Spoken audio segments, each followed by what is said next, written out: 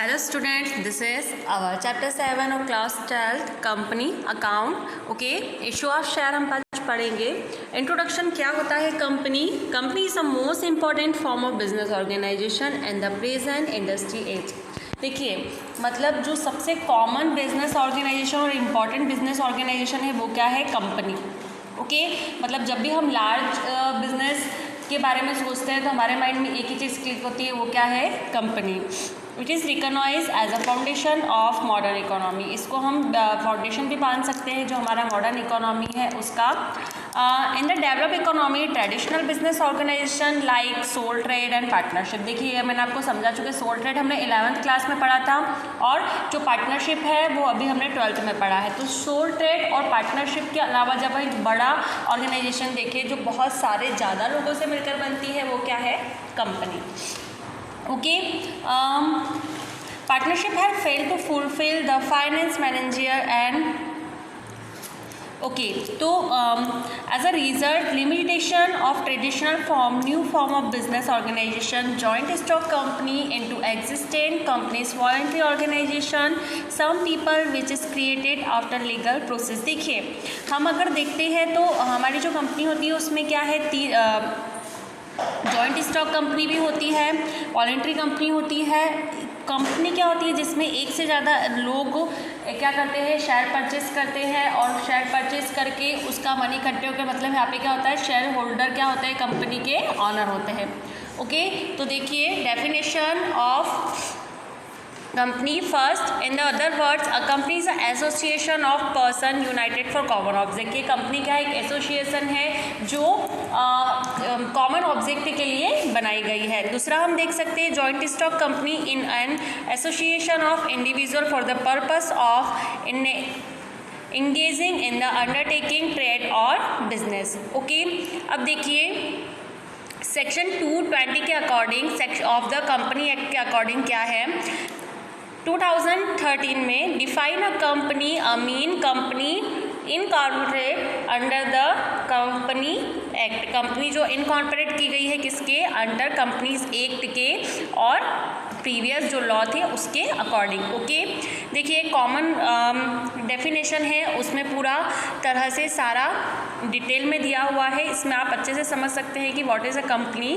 देखिए a company is an artificial person. एक company एक आर्टिफिशियल पर्सन है जो क्या पर्सन क्रिएटेड बाय लॉ, जो जिसको बनाया किसके गया है, लॉ के द्वारा बनाया गया है.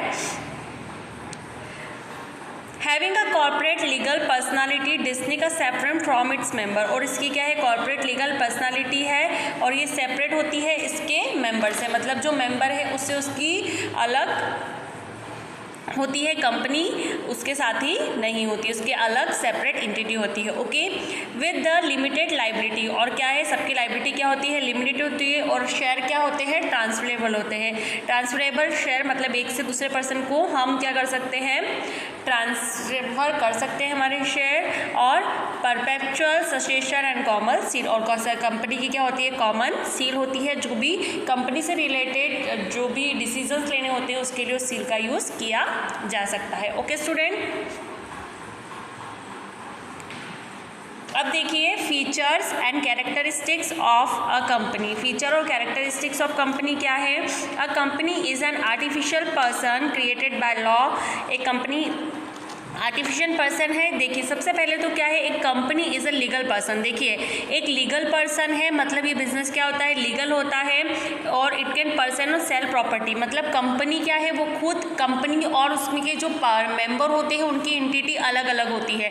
कोई भी कंपनी अपनी प्रॉपर्टी को क्या कर सकती है, खरीद और बेच सकती है कंपनी के नाम से.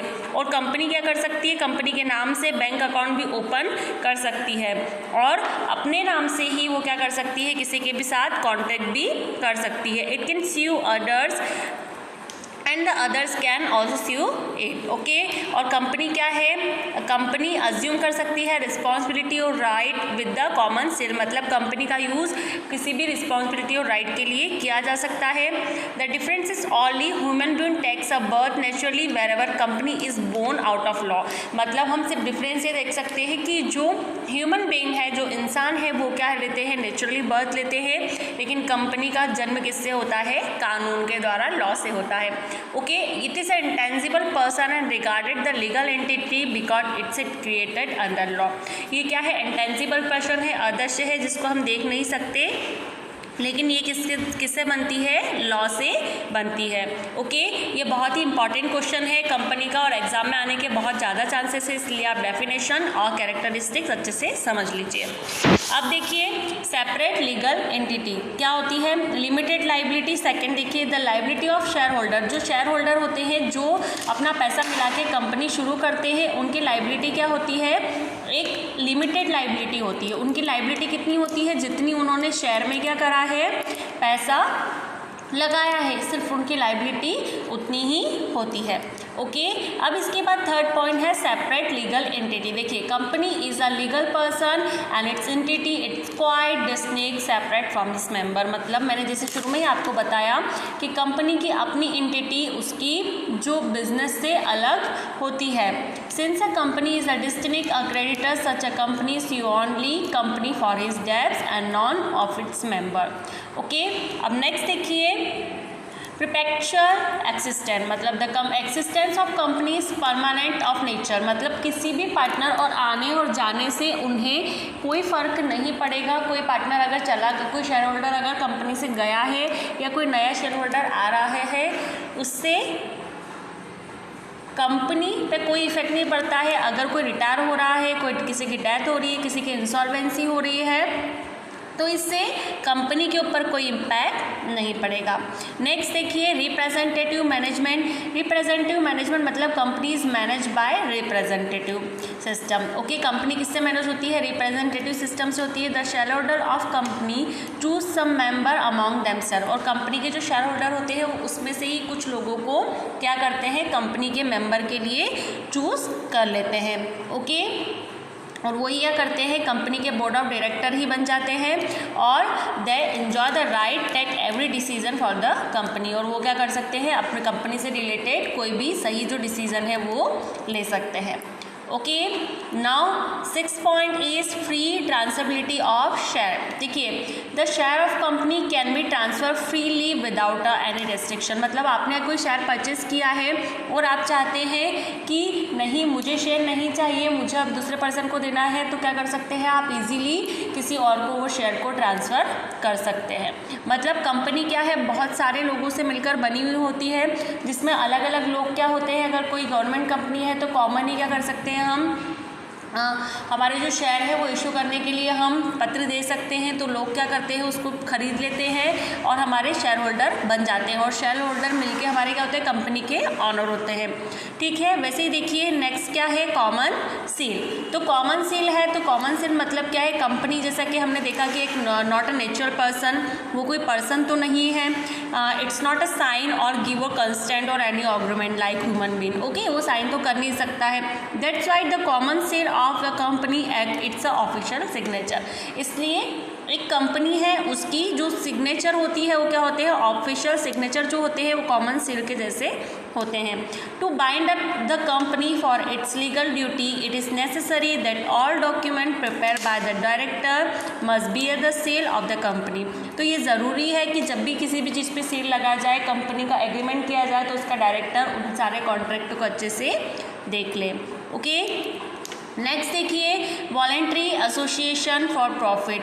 Every company is form voluntary by a few people for sharing the profit. सारी कंपनी का क्या है, अपनी वॉलेंट्री है, जिसके पीपल का है शेयरिंग प्रॉफिट होता है।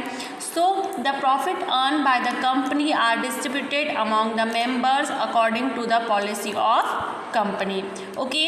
अब देखिए राइट टू फाइल सीट मतलब क्या है, कंपनी की एक लीगल एंटिटी होती है और जो भी सारी परफॉर्मेंस होती है जो कंपनी के द्वारा वो क्या होती है, कंपनी के नाम से ही होती है। तो कोई भी क्या कर सकता है, कंपनी के ऊपर विरुद्ध मुकदमा दर्ज करा सकता है, या कंपनी किसी और के अगेंस्ट क्या कर सकती है, मुकदमा या फिर एफआईआर करवा सकती है। ओके, नेक्स्ट है 10th point, define area of activity. देखिए, the scope of activity of every company is defined by the memorandum of association, articles of association, the companies act. देखिए, जो भी एरिया क्या है जो उसमें डिफाइड होता है, जो हिंदी में कहते हैं पार्षद सीमा नियम और सीमा नियम, इनसे तरह होता है। तो क्या होता है, मेमोरेंडम ऑफ एसोसिएशन में जो रूल होते हैं वो कंपनी के लिए लागू होते हैं। और कंपनी की जो लीगल एंटिटी है उसमें क्या होते हैं, आर्टिकल ऑफ एसोसिएशन, या तो मेमोरेंडम एसोसिएशन होगा, वो नहीं है तो आर्टिकल ऑफ एसोसिएशन होगा,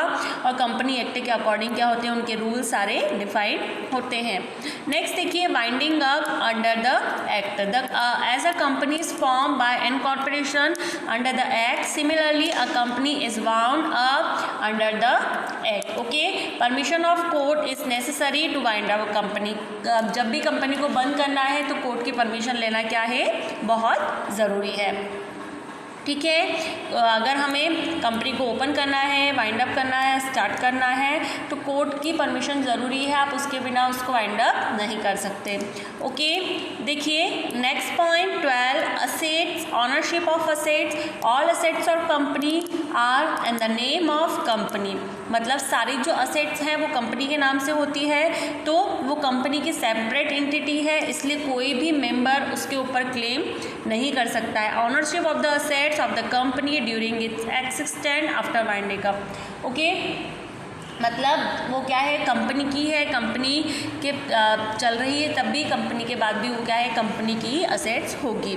ओके, डिसॉल्व बाय एक्ट। अगर as a company form under the act, similarly it can be dissolve under the act. अगर कंपनी डिसॉल्व होगी, बंद भी होगी, तो क्या होगी, अंडर कंपनी एक्ट ही बंद होगी। ओके, ये हमारा जो बेसिक कंपनी का मीनिंग था और उसके कैरेक्टरिस्टिक्स और मीनिंग थे।